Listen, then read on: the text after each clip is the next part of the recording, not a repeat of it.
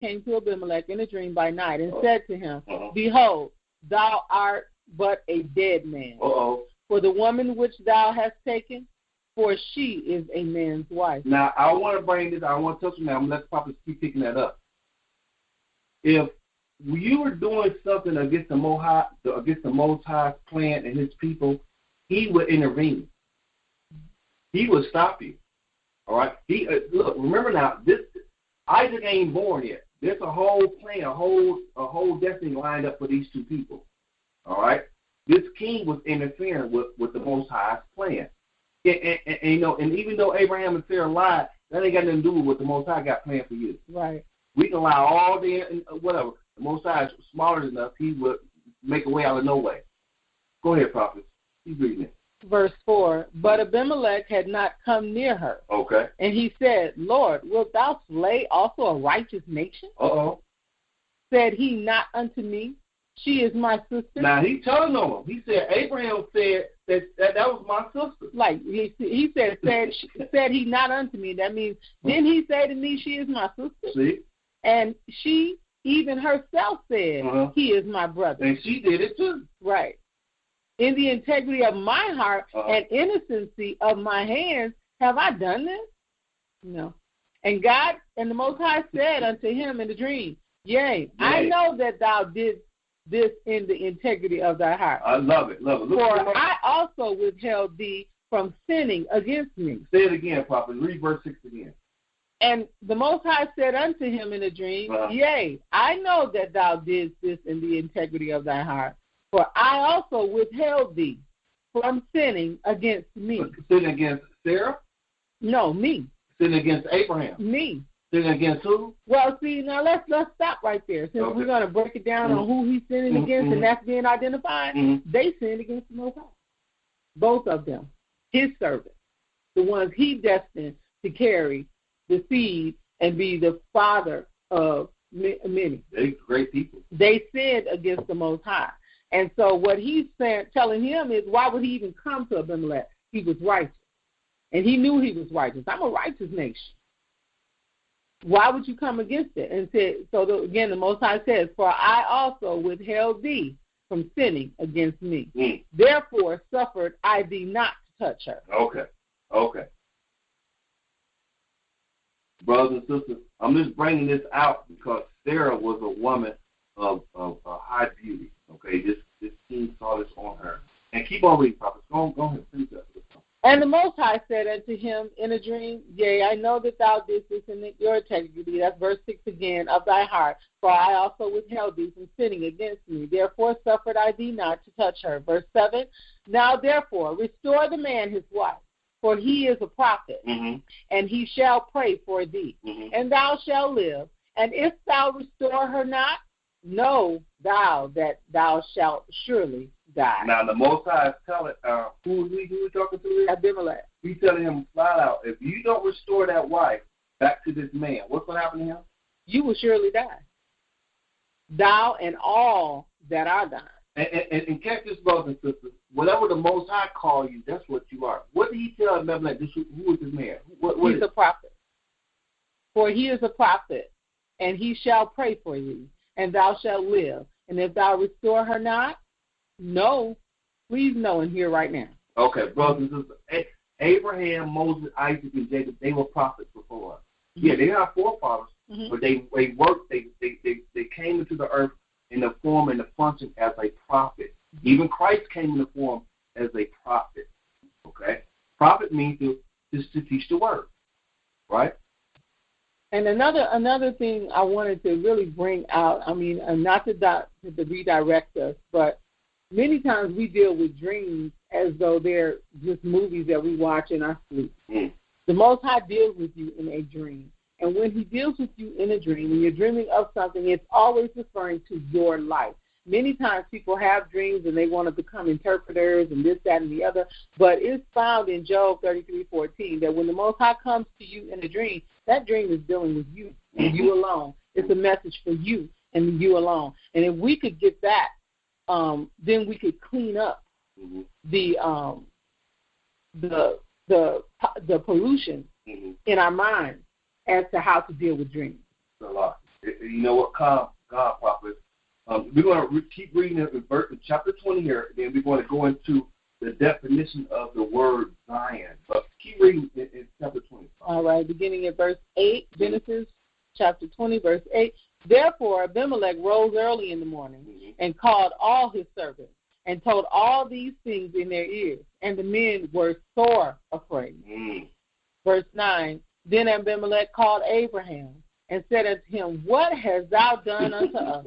And what have I offended thee, that thou hast brought on me and on my kingdom a great sin? Thou hast done deeds unto me that ought not to be done. And Abimelech said unto Abraham, what sawest thou that thou hast done this thing? I don't understand, Prophet. Why? Because I know who Abraham was. Abraham was a man of wealth, too. All right? This is before even Ishmael. This is before even his kid, right? Look. And Abraham said in verse 11, because I thought surely the fear of the Most High is not in this place, and they will slay me for my wife's sake. So Abraham did this out of his own flesh, out of his own fear. Yeah, which is flesh. That's right. Okay, so read that again. This is why Abraham did this, brothers. Genesis 20, verse 11. And Abraham said, because I thought surely the fear of the Most High is not in this place, and they will slay me for my wife's sake. For my wife's sake. Read verse 12. Oh. And yet, indeed, she is my sister. She is the daughter of my father, but not the daughter of my mother. And she became my wife. Yeah. So it wasn't a complete lie. Well, he's trying to clean it up. Yeah, I see. He's trying to clean it up. You keep reading. And it came to pass, when the Most High caused me to wander from my father's house, that I said unto her, this is thy kindness which thou shalt show unto me. At every place whither we shall come, say of me, he is my brother. Now, he told her a long time ago, before they left out, wherever we go, you just tell them, hey, I'm your brother. I mean, now there is a point in time that every other woman on the earth, and this is, and my wife used to have before me, brothers and sisters, but every other woman on the earth is my sister. Every other man on the earth is my brother. But Abraham, he took it to another level. He was doing it out of fear and out of deception. Every other woman, as well as myself, is your sister. It's a different level. It's a different level. Because I'm your wife, but I'm still your sister. You're still my sister. Right. Verse 14.